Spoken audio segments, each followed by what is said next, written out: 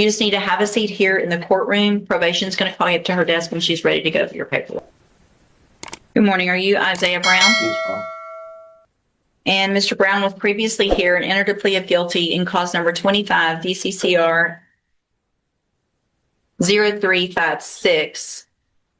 And I've received the pre-sentence report. Has everyone had an opportunity to review the report? Yes, Sharon. On behalf of Ms. French, Your Honor, both she and I have reviewed the PSI. I do have, as the court may already have, a question about his version or Yep. acceptance of responsibility as reflected on page 1 at the very bottom. Yes, sir. And aside from that as well, Judge, I can certainly understand why the court would want to renew some type of scrutiny. I didn't negotiate the plea agreement in this case, Judge, and it's the facts. And I can understand if the court may scrutinize this. And just for the record, Ms. French did call me last week in regards to the PSI. Prior to Ms. French being on the case, we reviewed this thoroughly with the previous prosecutor. We watched the videos together. And there was also issues in obviously contacting complainant. So that had I'm okay with that right now. I think what I want to do before I go forward, though, Mr. Brown, if I test you, you're going to have anything in your system? Okay, let's double check that before we go forward. Have a seat in the jury box. and he does their drug patch. Oh, okay, Yeah. good. Sure. And he recently he's back on his psych medications. Okay. So I don't know if y'all need, but he is back on. He can let him know whatever he's on. Okay. The main thing I want to test for is marijuana. Yes, That was ma'am. the issue before, so let's make sure that that's good. All right, Mr. Brown, you tested negative. So any reason not to go forward with sentencing at this time? No, Judge. No, you're. And Mr. Brown, I don't disagree with Mr. Coleman's assessment of kind of what happened that day. It did not go exactly like you said, or it doesn't sound like it went exactly like you're talking about, according to the police and according to some videos that supposedly are out there. I'm going to go along with the plea agreement, but obviously this is very concerning about what happened and you leaving the baby and not knowing if she was there. And I mean, you don't leave a baby on the doorstep. Yes, ma'am.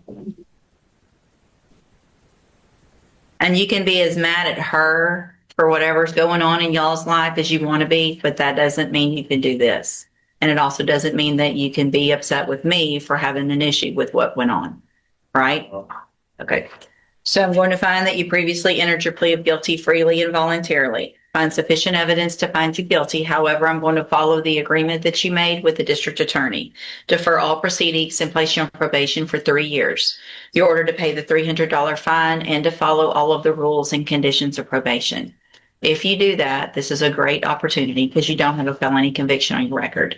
You successfully complete the probation, the case will be dismissed at the end. You'll never have the felony conviction.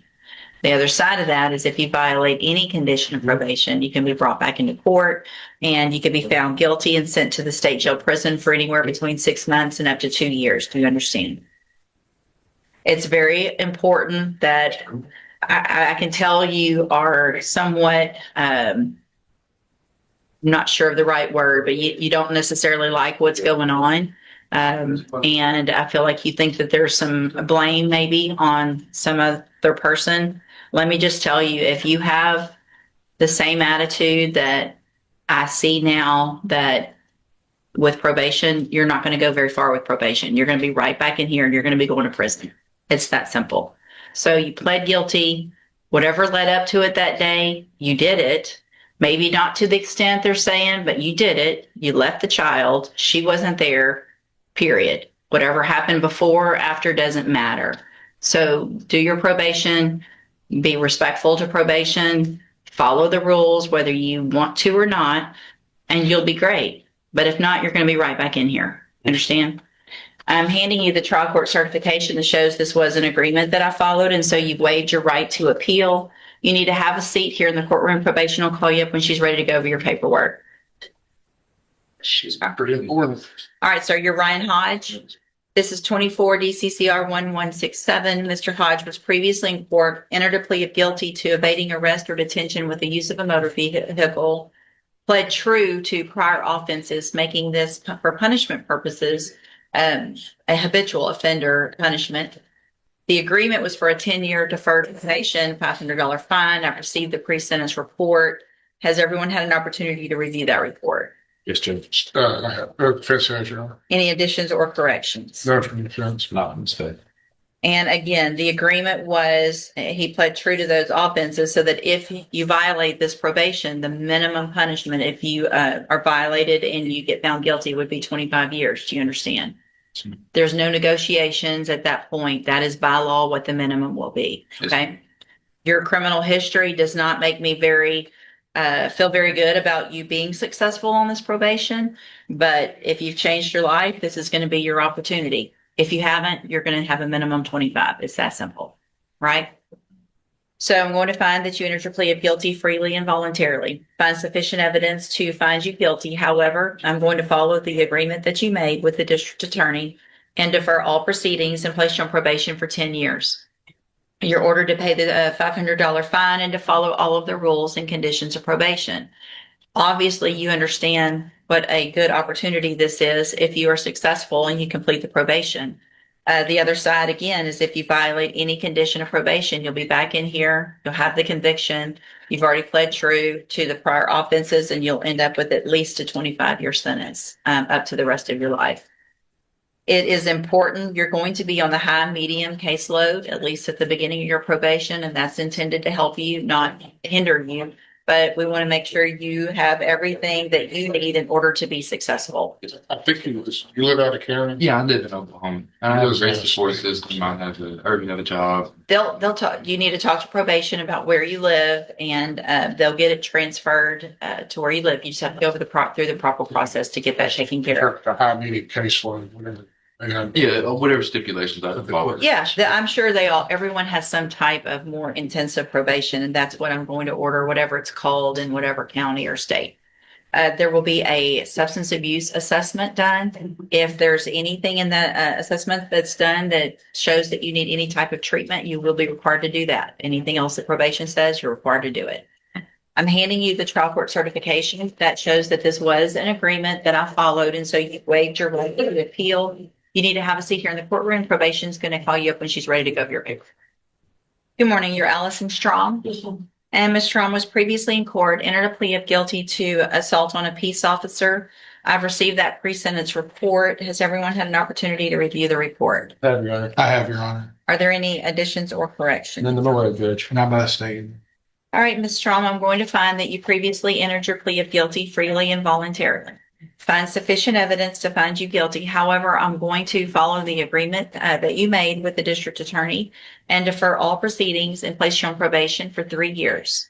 You're ordered to follow all of the rules and conditions of probation, including you will be on the mental health caseload so you can get whatever type of help necessary so that you can be successful on your probation. It's important that you follow all of the rules and conditions through the mental health caseload, through regular probation. If you do everything you're supposed to on this probation, it's a great opportunity because you don't have a felony conviction on your record. And at the end of the probation, if you're successful, the case is dismissed and you'll never have a felony conviction. The other side of that, though, is if you violate any condition of probation, you can be brought back into court, found guilty, so you become a convicted felon, and you could go to prison for anywhere in that punishment range, which is between 2 years and up to 20 years in prison. Do you understand? Yes. All right. I'm handing you the trial court certification that shows that this was an agreement that I followed, and so you've waived your right to appeal. If you'll just have a seat here in the courtroom, watch for probation. She's going to call you up when she's ready to go over your paperwork. And Mr. Broussard was previously in court and cause number 25 DCCR 1442, entered a plea of guilty to aggravated assault with a deadly weapon. I've received the pre-sentence report. Has everyone had an opportunity to review that report? Yes, Your Honor. Yes, Your Honor, I have. Any additions or corrections? Not from the defense, Your Honor. Not from the state, Judge.